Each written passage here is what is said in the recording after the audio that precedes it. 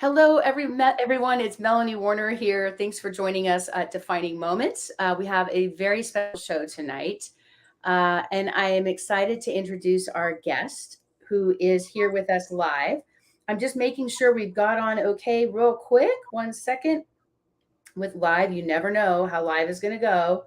It's a little bit crazy. All right, so perfect. So, thank you for joining us today. We are here live every Thursday. This is kind of a fun little writers hangout that we do where we talk about books. We talk about the book industry. We talk about reading books, writing books, all the fun parts of books as the book nerds that we are. And at the same time, for those of you that are interested in writing a book, we'll talk a little bit more about that process as well. If you've ever looked in the mirror and thought, I should write a book, you're not alone, because 80% of people in this country say they want to write a book, but only 1% actually do. And my guest today can probably answer that question very well because she went through that process and lived to tell. So please welcome my friend Rita Gladding to the show today. Rita, thank you for being here. Thank you for having me. Oh, you look so pretty. I love your shirt. That is so Oh, cool. yes, my Gavin Strong. Always my Gavin Strong.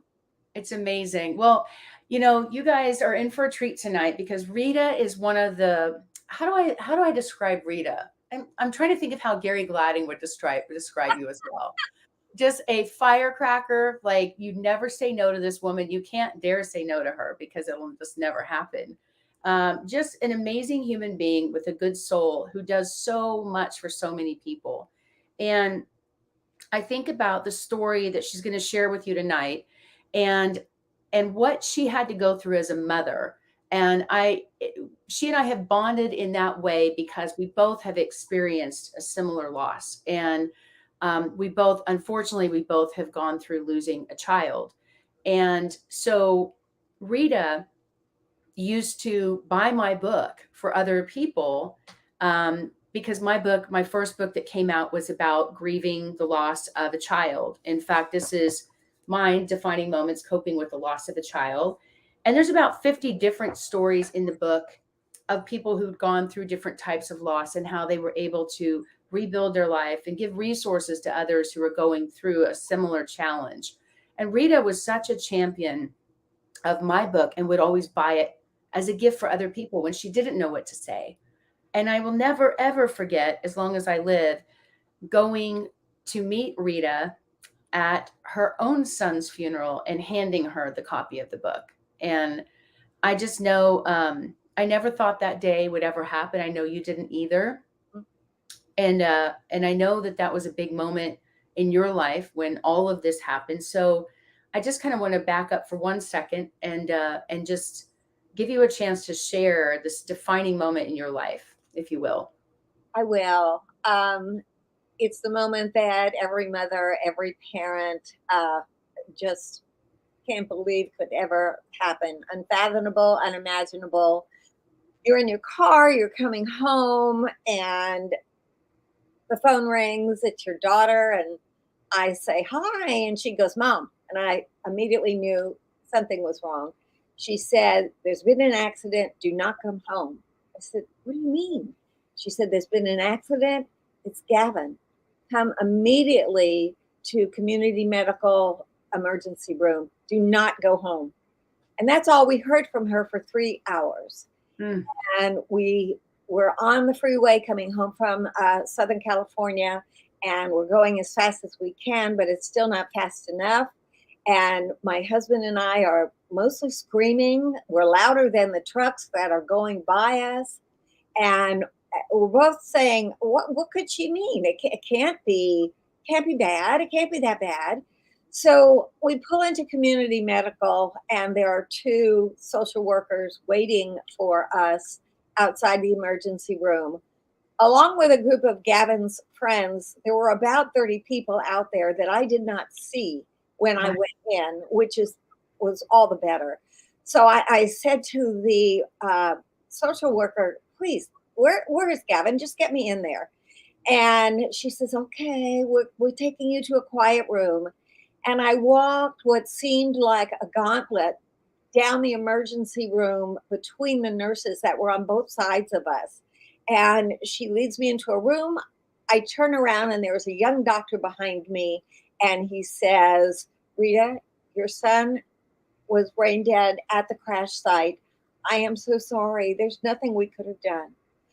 And I realized a few weeks later how painful that must have been for him. Turns out this doctor was the same age as Gavin, 46, had the same age children as my grandchildren, 8 and 10.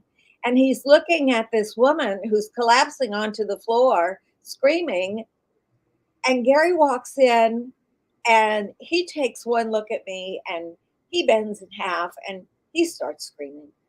And I took the doctor, I think I shook him and I said, please tell me you did, please, nothing. There was nothing. You couldn't use tape. I do remember saying that. And he said, no, I am so sorry. We were waiting for you to call the time of death. Oh, So that is, and then my daughter and daughter-in-law came in and they've been there for 3 hours since it happened. So they seem to be floating in. As I stood there, I'm thinking, oh, I know that. Why are they here? And what is going on? Where is Gavin? So finally they said, would you like to see him? And I said, yes. So they take us to the emergency room.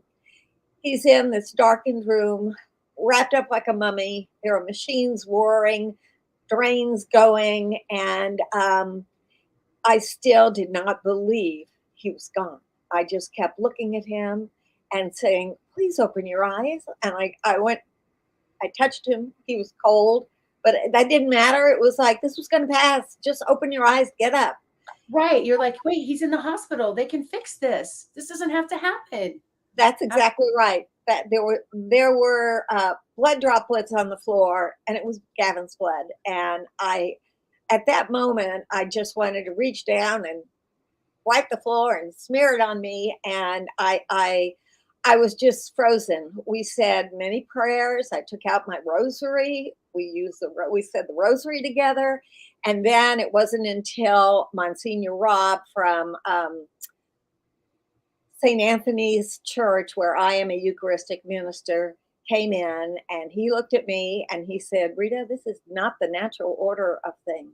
Not children first, parents first. At which point I totally lost it. And I thought, oh gosh, this is real. He's really, really gone.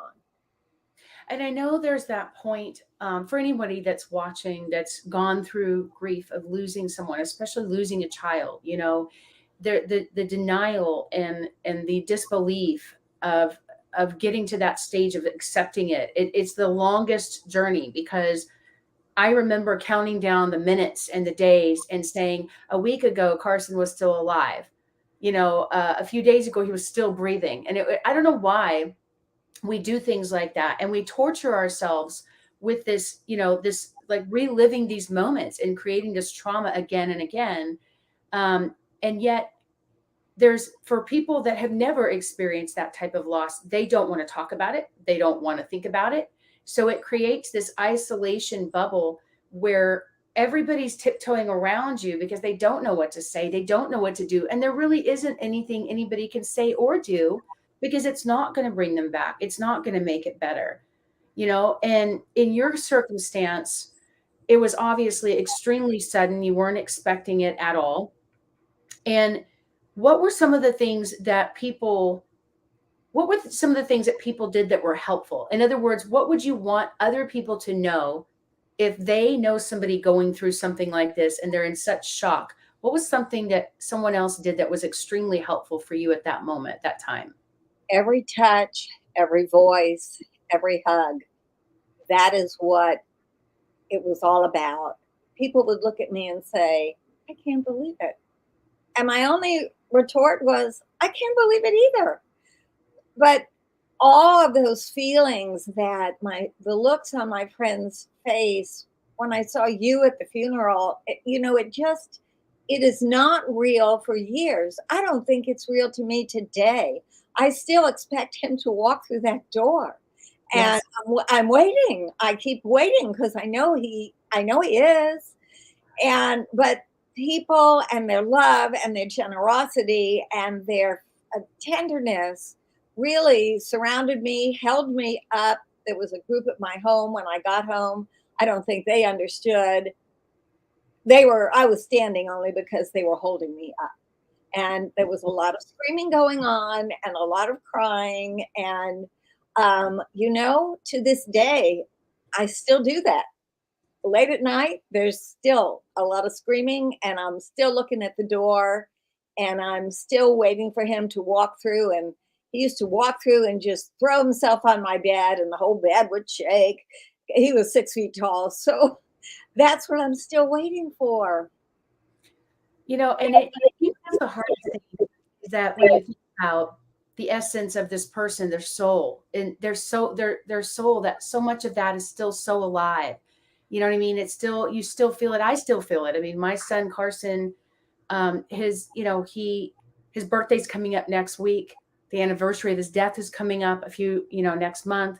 And I like to call, and it's September 2nd was his, I call it his angelversary, the day that he died. There's something about it that feels better for me to then just say that's the day he died, because for him, that may have been when his life ended, but it was when my grief began. It was when my life changed forever and the trajectory of my life changed forever. And I know, that feeling, and you went into this, you went into grief mode, which is obviously to be expected, where you were angry and you were hurt and you were upset and you had a different layer that some people, losing someone is hard enough, but you had this uncertainty about the circumstances. Tell us a little bit about what that was like, because you had to go through this whole journey of discovery in a few days after this happened.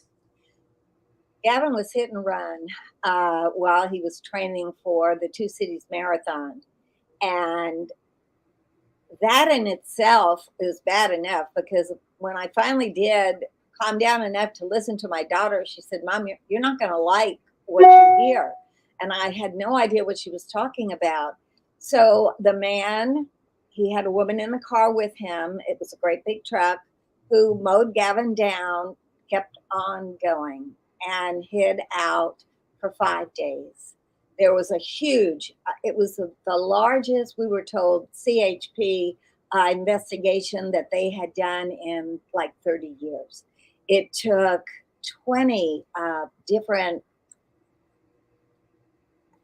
those search warrants to uncover these people.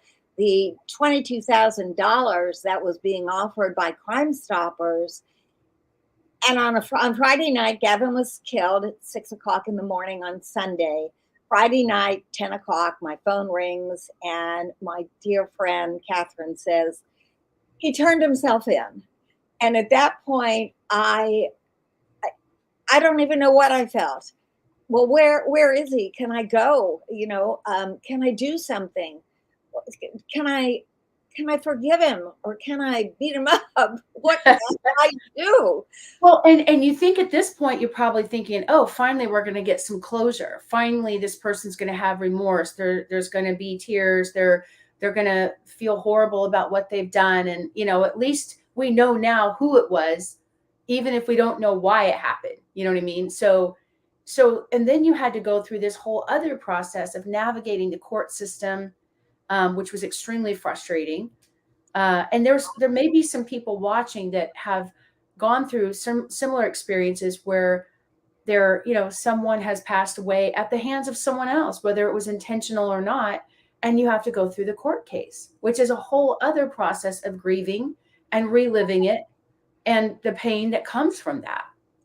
We spent 8 months in the Fresno County courthouse from October of 18 until May of 19. There were 3 individuals involved in Gavin's death. So we had to go through 3 separate trials and 3 different judges, and the media everybody was there. All we did was try to be supportive for each other. We all sat in the first row, and that would be my husband, Gary, myself, my daughter-in-law, Susan. We held hands and just walked listened while this man stood 3 feet from us. And when the judge said, I am going to send you to jail, and they handcuffed him, we all were hysterical. So we just bent in half and kind of laid down so nobody could see our hysteria. And he's led out of the court to come back a month later, be sentenced to what we were very disappointed in, which is what led our next adventure, if you will, endeavor. He could have gotten 4 years maximum sentence, and that's what we all pled for. Gary, myself, my grandson, my 15-year-old grandson, my daughter-in-law, all pled for the same thing. Please, judge, give him the maximum sentence. And what was handed down to each of them was, to him, the killer, was a 3-year sentence that ended up being 13 months. The man who killed Gavin spent 13 months in jail. And then they are all convicted felons, which really doesn't help my heart at all. Okay, you're a convicted felon, 10 years, well, never mind. So it was just awful because we knew then we had to do something else. And we had great guidance. So we're finished with the courtroom in Fresno in May of 19. I'm sorry, 18. In January of 19, we go to Sacramento and we have our first meeting with the assembly side of the legislature. We are being held by the hand and led by Assemblyman Jim Patterson, who gave us all the right things to do and say. We go to Sacramento and we're in this dusty old courtroom, and there's a dais and there's like 8 people around the dais. And we're just sitting there, and Jim and Susan are in front of them, and Susan begins the testimony. And with Susan's testimony, this is a public safety committee on the assembly side. Susan is Gavin's wife. Oh, I'm so sorry. That's Susan, okay. Yes, Susan is Gavin's wife. Everyone on the dais up there dropped their papers and started looking at us, and several of the female members started to cry, and they're going, wait, this can't be right. So in the end, the chairman of the committee postponed making a decision, and we did not get to return for another 8 months. For 8 months, we worked behind the scenes doing whatever we could, writing to whoever we could, asking for help to get this law changed, which became known as Gavin's Law, AB 582. So I think most people may not be aware, because each state has different laws about hit and run. And in California, they actually almost reward the person for leaving the scene of the crime, because if it turns out that they had drugs or alcohol in their system, or they were impaired in any way, and they hit somebody, it's going to be a much more severe penalty than if they don't have drugs or alcohol in their system. So the fact that this person could do such a horrific thing to begin with and then just leave, and specifically and maliciously not like turn himself in, like he went and lawyered up, fixed the car, removed evidence, and then comes back and even gets a lesser sentence as a reward. I think most people would be really upset if they knew that was the law, and that it rewards criminals for that kind of behavior. And I commend you and your family, especially for Susan too, having to get up and be so raw and talk about something that's so personal, and try to appeal to a system that is so jaded and so not engaged in the outcome, right? They're not invested in the outcome like you are. That's got to be a really tough process. I mean, you had to be incredibly patient to keep pushing that through all this time. The pain was incredible. The waiting between committee meetings was unbearable. the fact that he was in jail, but the other two were walking around, really got to us. Yes, they had ankle bracelets and this, that, and the other, but it just didn't seem like enough. And then when we find out in 13 months, he's free. He's back on the street.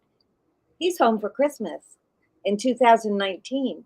And we will never see Gavin again. So this guy gets home for Christmas and Gavin will never have another Christmas with his family. And that's just wrong on so many levels. And I know in the grief world, we always say that it's like there's always this extra seat at the table, and that empty seat is always there. I mean, Carson's birthday is coming up next week, and it's always an emotional day for me. And I know for me, like, I like to get a cake, and I go to Vaughn's and I always order a cake, and it's always the same lady for years. And I go in and I get the cake, and then someone will say, "Oh, how old is he?" And I said, "Well, he would have been 17." And they just start bawling, and then I start bawling, and then they come out and give me a hug. And sometimes it's so hard to have those conversations with people because you don't want to just like suck the life out of the room, you know what I mean? But when people ask you, like, how many children do you have, or things like that, how do you respond to that? How have you learned to deal with those kind of questions when people ask about Gavin or about your kids, because you have a daughter and a son?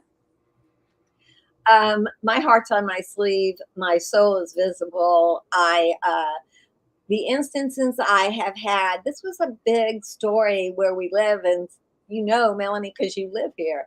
Yeah. It was on the front page of the newspaper for 4 months. And people would stop me in the grocery store and say, "Oh, I saw you on TV. How are you?" And I would say, "I don't know how I am." I would talk to you. For me, because people knew my story and they would turn around and walk the other way because they were so uncomfortable. They didn't know what to say. And I think that's the thing, is like, people don't know what to say, and they don't think that we want to talk about our kids. And the truth is, we want to honor them and talk about them and be proud of them the same way if they're here with us and we're talking about a baseball game that they were in. And I think that's probably the best advice I would give to somebody who is trying to support someone else going through it, is allow them the chance to talk about their son or their daughter or their loved one, because we want to honor those memories and remember good things too. And there was a lot of crying. People I had never met before. There was a woman who was helping me get a Christmas gift, and she said, "Oh, are you in our system?" I said, "Yes, I'm sure I'm there." And she looks me up, and she just stopped dead. Her eyes got big. She started to tear up. She's on the other side of the counter. I'm out here. And I looked at her and I said, "Gavin." And she said, "Yes, I taught with him at Fort Washington. He was one of the best men I've ever known." And then we cry, and then it's good. And then you go out and you go home and you cry again. And I went to an event yesterday with a guild I belong to. Everybody, we're all crying. It's just, and it's okay. It's okay. And what happens, it's like this wave. I like to almost to say it's like being ambushed by grief, and you just have no control over it. And it's normal when you're going through it, but it doesn't feel normal when you haven't gone through it. So it's like, I remember being in Target and hearing the song that we played when I took my son off life support. And I was standing there like next to, like, I don't know, some kind of clothing rack or something. And I just literally melted into it and just started like just heaving and sobbing into it. And then this poor soul walked by and said, "Are you okay?" And I was like, "No, I'm not." And it's like that. And then you just feel so embarrassed because you don't feel like you can control your emotions at all. And then you feel like you want to protect everybody else's emotions. You don't want them to be sad. So I just remember it was always so heavy, and I will say, as time goes by, it doesn't ever go away. It never gets easier. It's always, there's always going to be someone missing at that table. but I've learned to put my grief in a different place to honor him, you know. And one of the things that for me is I realized that even though my son died, my life didn't, and it didn't have to. And I remember hearing something, I think it was on Oprah, and like Dr. Phil said, the length of time you grieve someone does not represent the depth of love that you felt for them. So like it gave me permission to be okay, because I felt so guilty finding joy or laughing, you know, like I was so mad and so upset and so angry that God forbid if I laughed or had a good moment, I felt guilty. Did you go through something similar? I went through everything you just said, because there's still this cloud over your head that keeps raining and the sun is out, but the cloud is there and the person is gone and people are trying to help you and you try to let them help you. So, yeah, the grieving process is different for everyone, but in the end, we all have got to go forward. We all go on, but the difference between going on and going forward are two different things. And that is what I have really learned. And the law, and we now have a foundation for Gavin. Then we raise funds and give students college scholarships. We're behind the river camp where Gavin was in the Peace Corps in Africa. And when he came home to Fresno to work with River Parkway, and he was with them on and off for 15 years, and he ran river camp for 5 years.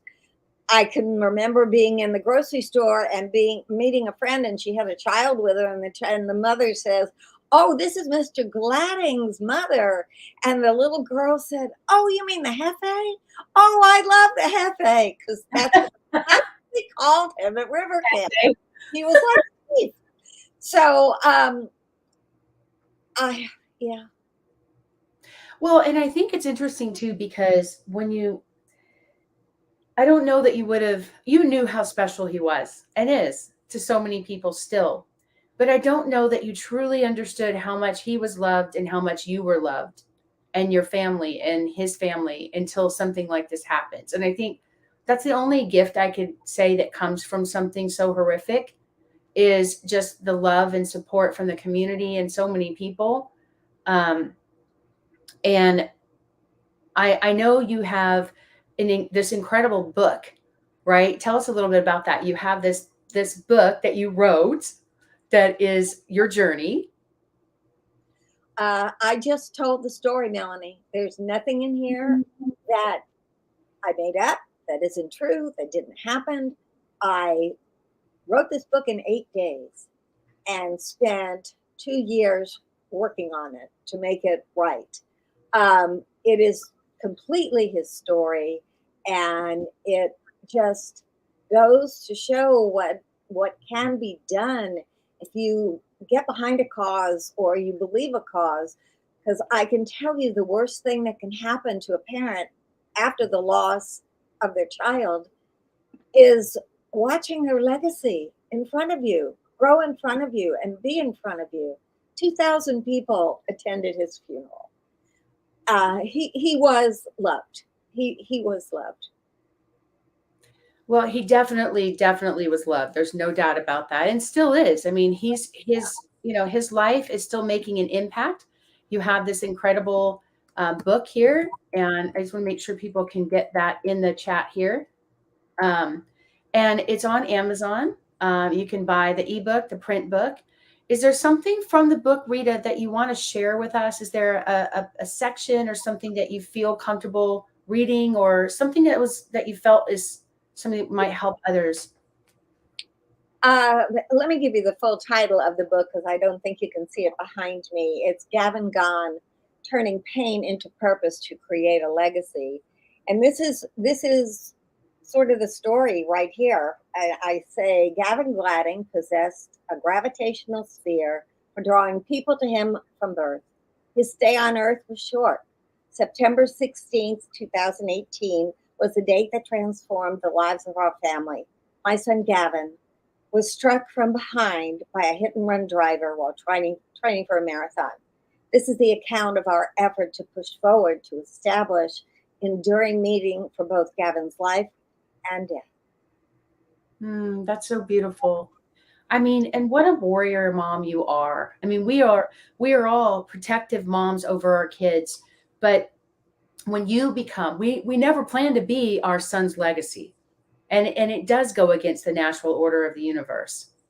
And I'm just proud of you for how hard you've worked. I know this hasn't been easy. I know it was a very emotional journey to write this book, to relive it, and to go through the court case, and then to go and fight to change the law, to build the foundation.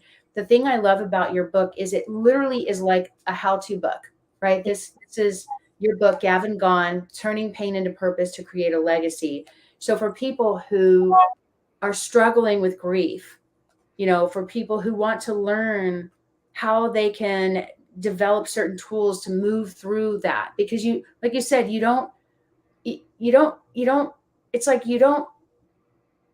you move forward, you don't move on, you move forward, because it's like you're carrying this, and it's such a heaviness to carry that grief for a while.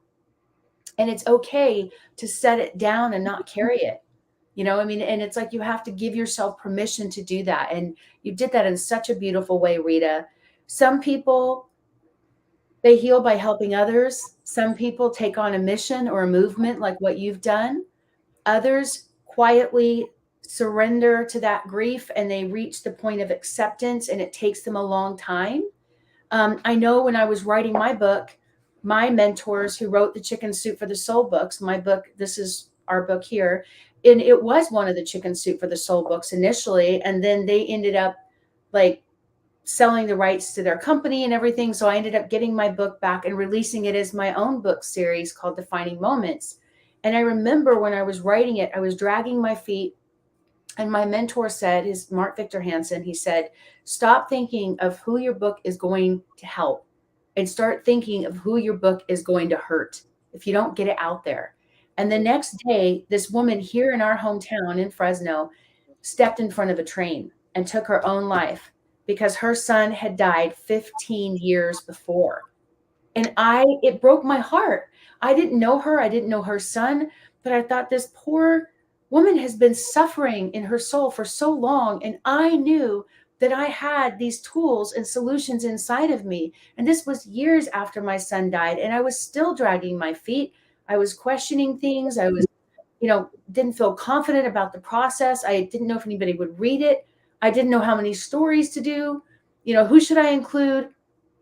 And I just remember when you said that, what a powerful moment that was. And so then I got motivated, and within a few weeks, it was like, that was it. My book was done. So just like you get that clarity, you get that drive, and you're like, okay, nothing's going to stop me now. And isn't it interesting none of us know what we can do until we have to,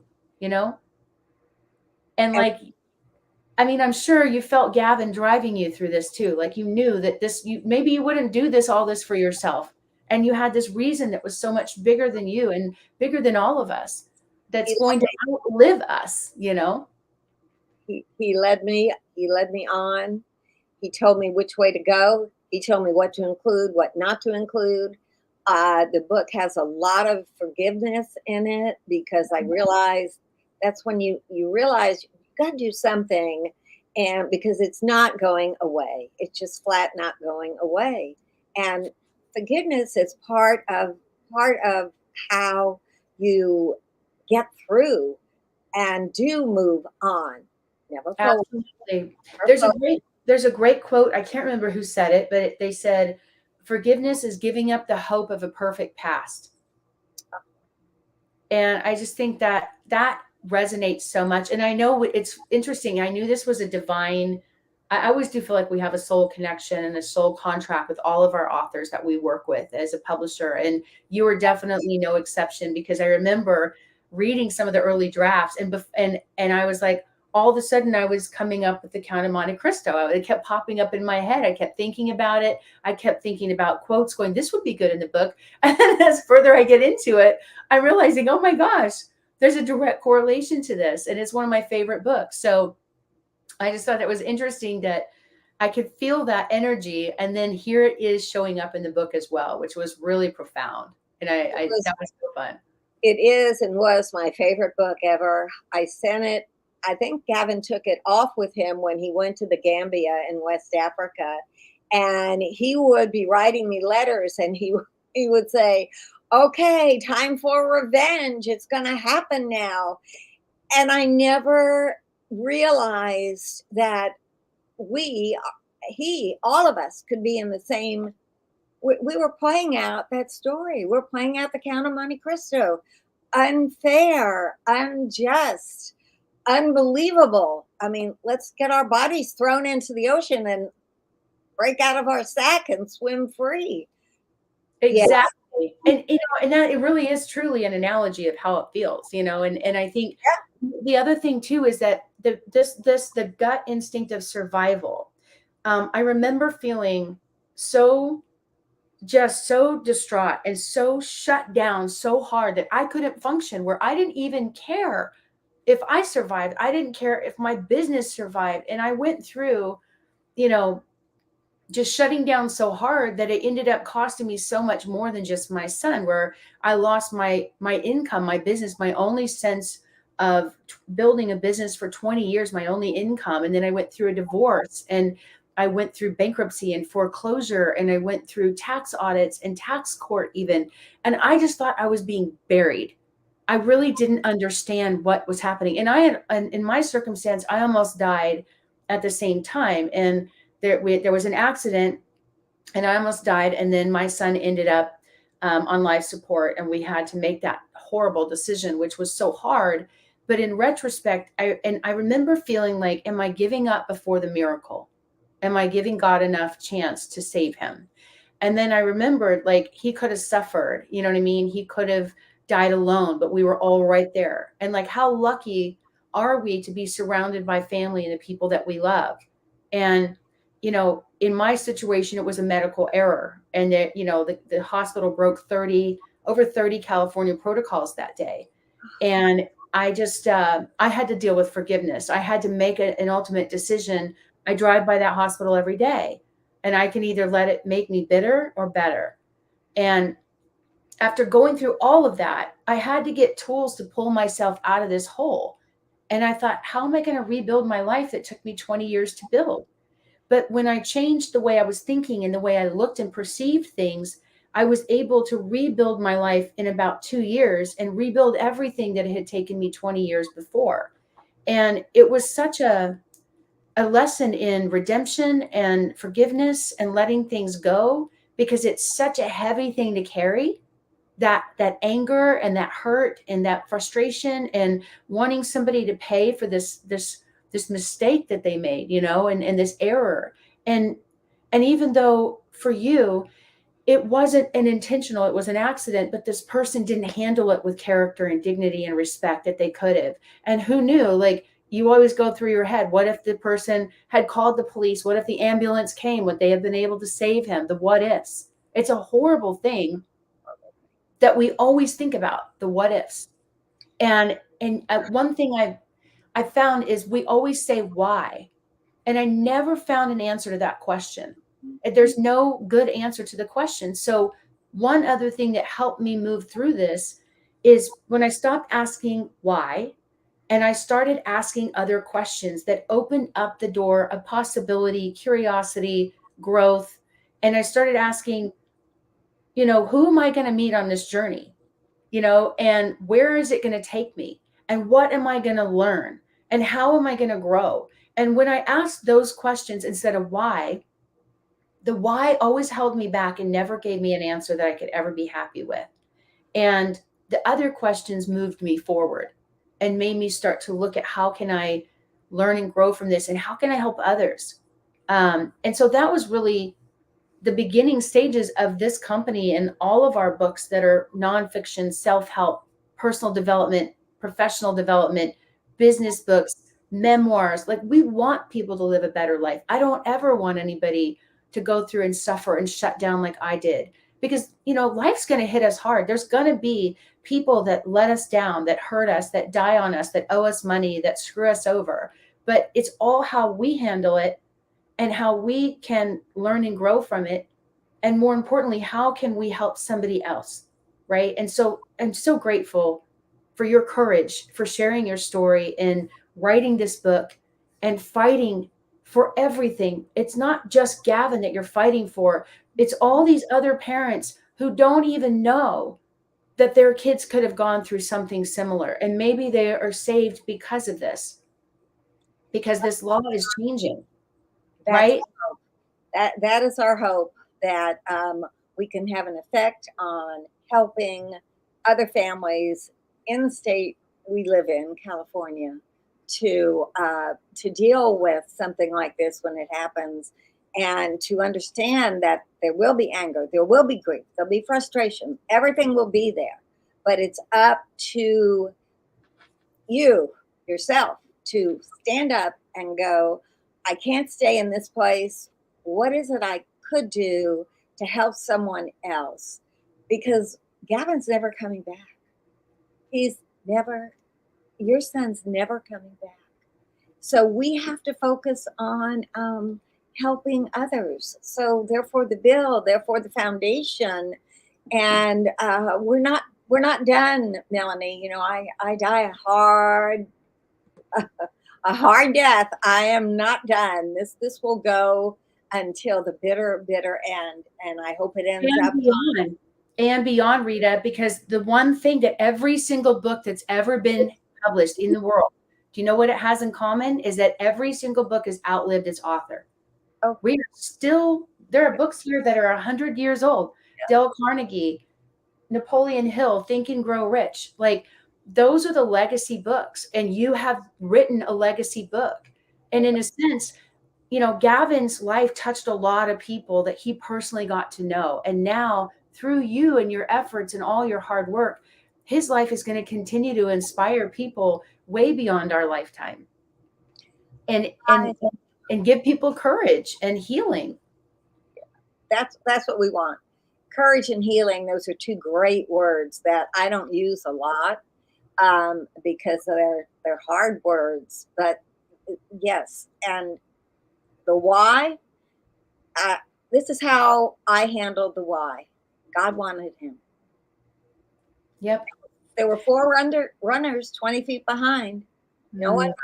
Gavin was hit alone. Those women went to him to help him while the car sped off. Uh, so, you know, if that's what brought me and my husband for sure, sanity. God wanted him. And you know what? I feel the same way, because I feel like there was something that was extremely helpful to me in my book. It was from Gary Zukav. He wrote a book called The Seat of the Soul over 20 years ago. And Oprah Winfrey and Tony Robbins both told me that book changed their life and their business. So years ago, I decided I want to read this book. And you know, this is a book show, so we talk about books, but it's called The Seat of the Soul, SEAT. It's Gary Zukav. And Gary, I ended up hearing him talk about this, and then I connected with him, and he became a mentor. And his words are in the foreword of my book, because there was something he said that shook me so hard, and it instantly changed my perspective of grief. And since then, I knew at that moment I was going to be okay. I would never be okay, fully okay again, but it was going to be okay. And that to me was the most important thing that I wanted people to get out of it. And I want to share it here. It's just a few paragraphs, because when I've met people on planes, when we talk about this, especially when they lose a child, I have shared these same words with so many people. And that there are also with people that are dying, that have terminal illness, that have a diagnosis. It's so healing and so beautiful and so powerful. And I just couldn't believe that there was anything somebody could say that would ever make me think differently about this circumstance. And these words were so powerful. Like I said, they're in the book. And this is from our first book, Defining Moments, Coping with the Loss of a Child. I'm going to put that link in the chat here too, for those of you that are looking for grief resources. Maybe you're watching this live with us. Thank you for being here, y'all. I know this is a tough subject, but it's so, if it's hard to talk about, imagine living it. right? Imagine living it every single day. And so we don't want people to suffer in silence, and we don't want people to think that they have to go through this journey alone. And we've provided these books and resources and so many other things that you have full resource to use.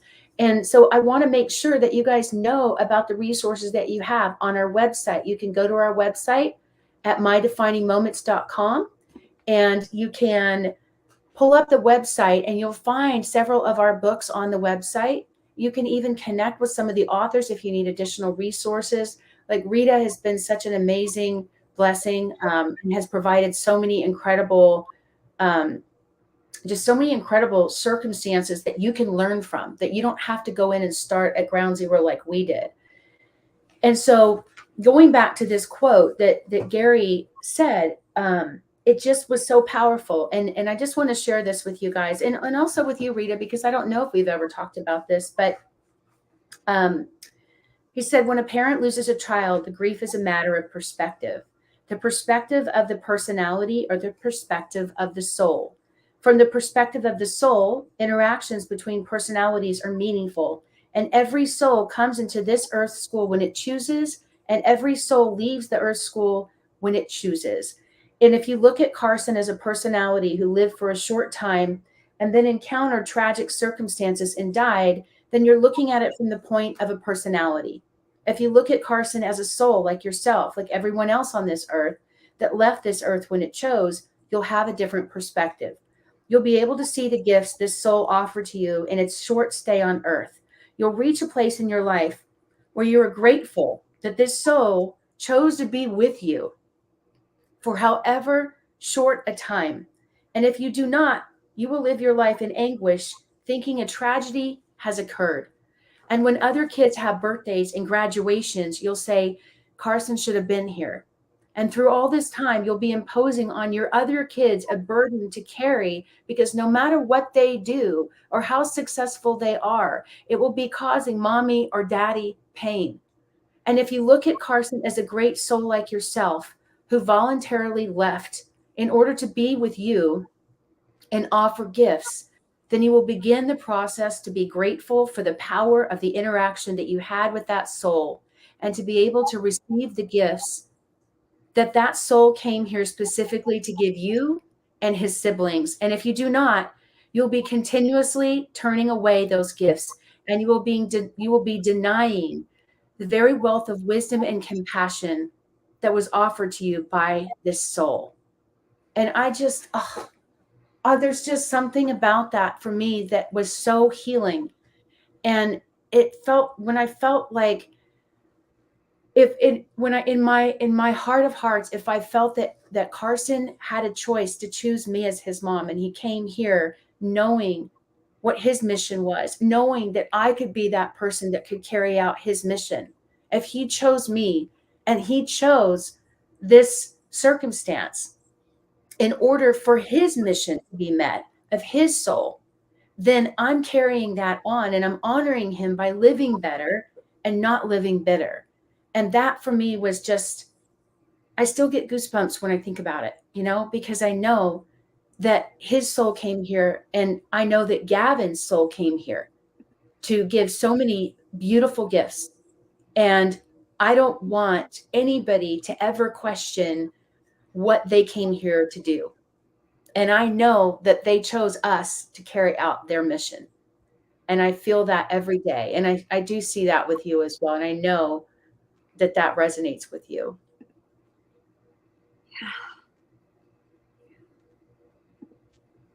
So thank you for letting me share that with you as well. And for all of you that are watching. And if you happen to miss the show live and you know some people that need these resources, please share the show with them. Please subscribe on our YouTube channel here.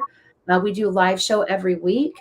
And in the show, we love to use tools or examples of people that are going through difficult things. These are real people going through really tough things, and we've had to learn how to overcome them without, more than, degrees or licenses or any of these other things that rationally might try to help explain it. Sometimes it's just comes down to mom science and understanding how we feel and being okay with how we feel. and having permission to be okay with that, even when we're having really dark days. So if you're going through something similar and you're struggling with grief, then I want to make sure you have these types of resources. There's another company I would recommend that's just amazing. They really helped me out a lot. And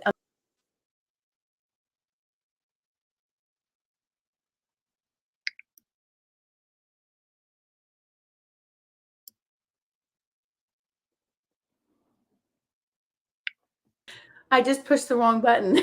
I didn't mean to make you panic. Okay, so I'm going to put this in the chat here. It's called Compassionatefriend.org.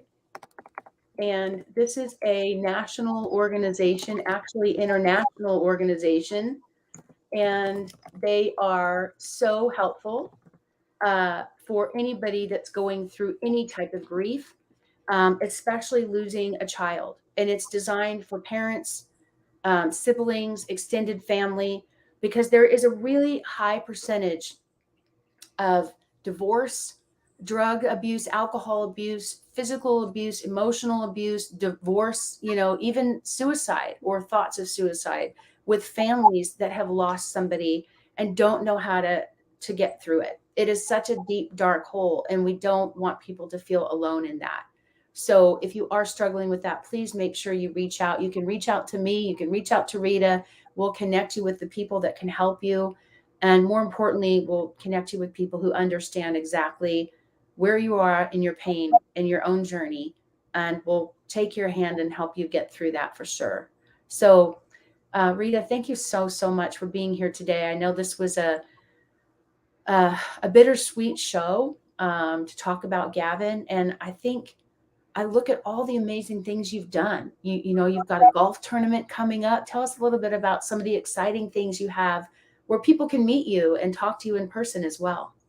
We thank you. We do have our third annual Gavin Gladding Foundation golf tournament up at Eagle Springs on September the 10th, and it is close to sold out. We've got 2 weeks left. That's coming.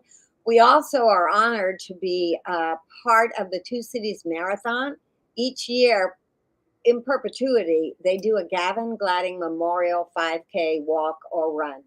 And you can come and you sign up for the walk just for Gavin. And those funds also feed right into our foundation, as does everything that comes from this book. The proceeds of this book go directly into Gavin Gladding Foundation, and we will use them to continue to do the things that we believe he would want us to do. We believe he would want us to educate children. He would want us to be sending children to river camp that can't really afford to go. He would want us. We also are in conjunction with another nonprofit in the country that he worked in, the Gambia, called Gambia Rising, and we're paying for children's education there. We've made a 5-year commitment. Our foundation has to join with their foundation. So I think what we're doing are things that I think Gavin's smiling. I think he's smiling. I think he is, and he would be so proud of his mom. I know that for sure.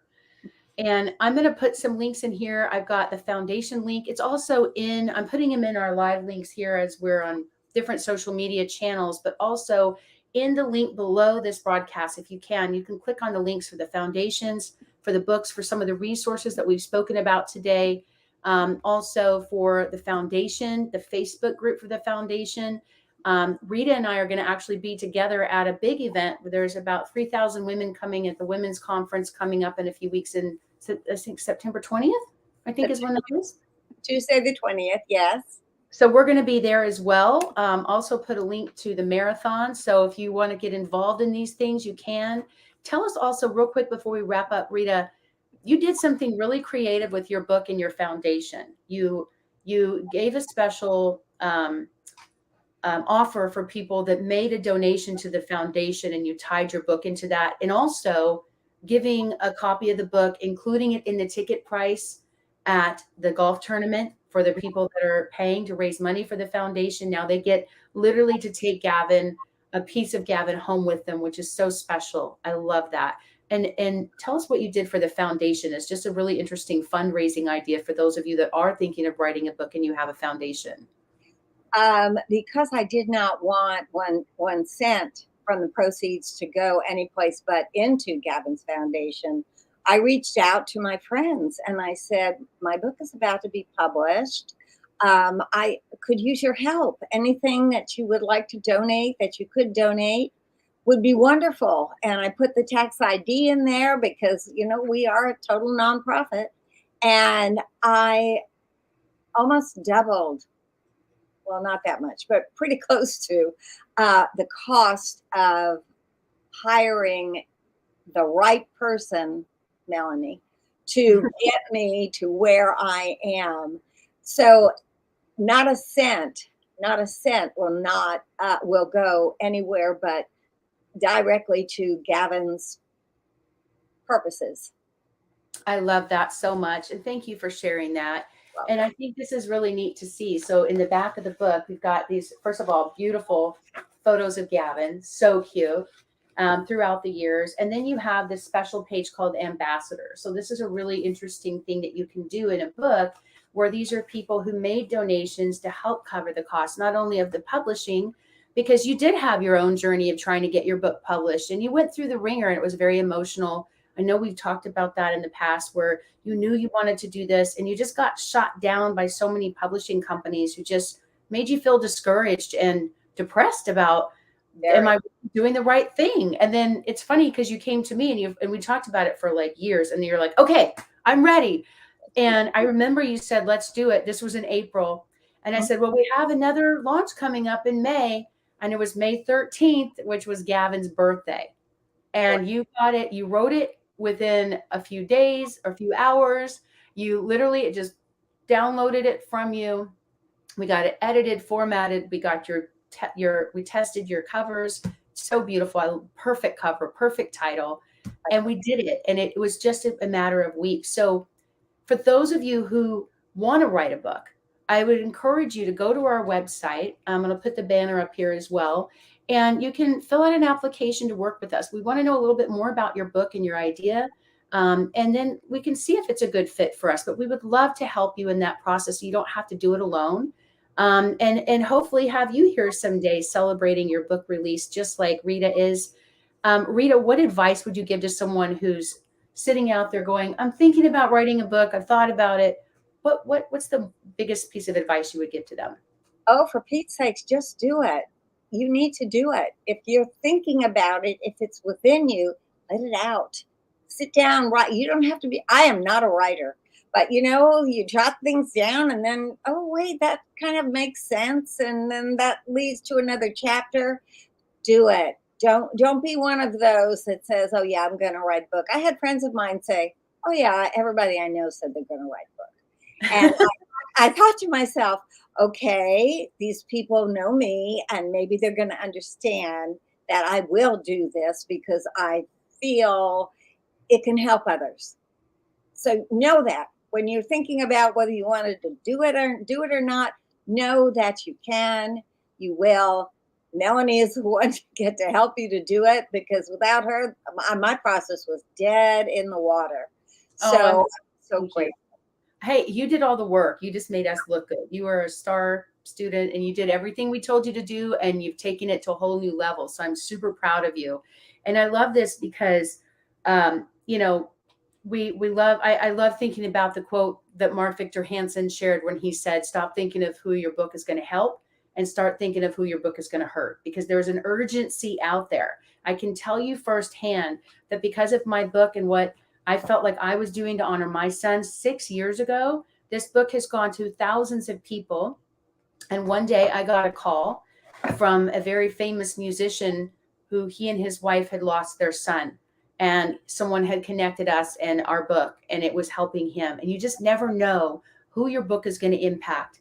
And by holding in that knowledge of something that you have a solution for, it's just, you're keeping it in, it's not helping you. There are people out there, it could be the difference between life or death in their health, in their relationships, in their finances, in their soul, right? Where there are people about to give up. And there are people who just want to do a little bit better in life. And you guys, all of you have a solution of something that you and only your soul came here to give this planet. And we just want to give you the platform and the opportunity to do it. And on that note, I want to end with I always end with a book quote. And this one's from Mark Twain. He says, writing is easy. All you have to do is cross out the wrong words. I love it. I love it. And that's exactly what we did, right, Rita? Exactly. Thank you. Well, thank you so much for joining me here today. I'm so grateful. You're doing so well and you're getting so comfortable with these interviews. So I'm proud of you and can't wait to see where you take this mission and where you take Gavin next. So God bless you in your journey. And thank you again for everything. Thank you. Blessings. Blessings. Absolutely. Well, we're going to sign off here, y'all. We will see you next week live at 5 every Thursday. We have another very special guest coming up next week. You're going to be really excited to hear about their book and all the exciting things. And I have a very special announcement. Every year on my son's birthday, August 31st, I like to release a new book. So my book, I've been helping everybody else with their books. So my book's actually going to come out on Carson's birthday, August 31st, which is next week. So we'll talk about that next week as well. And that's something that might help a lot of you. So little teaser there. And I'm super excited and honored to release that book as well. So we will see you all next week. Thank you again for being here. Thank you, Rita. And take care, everyone. We'll see you next time. Thank you. Bye-bye. Thank you. Bye.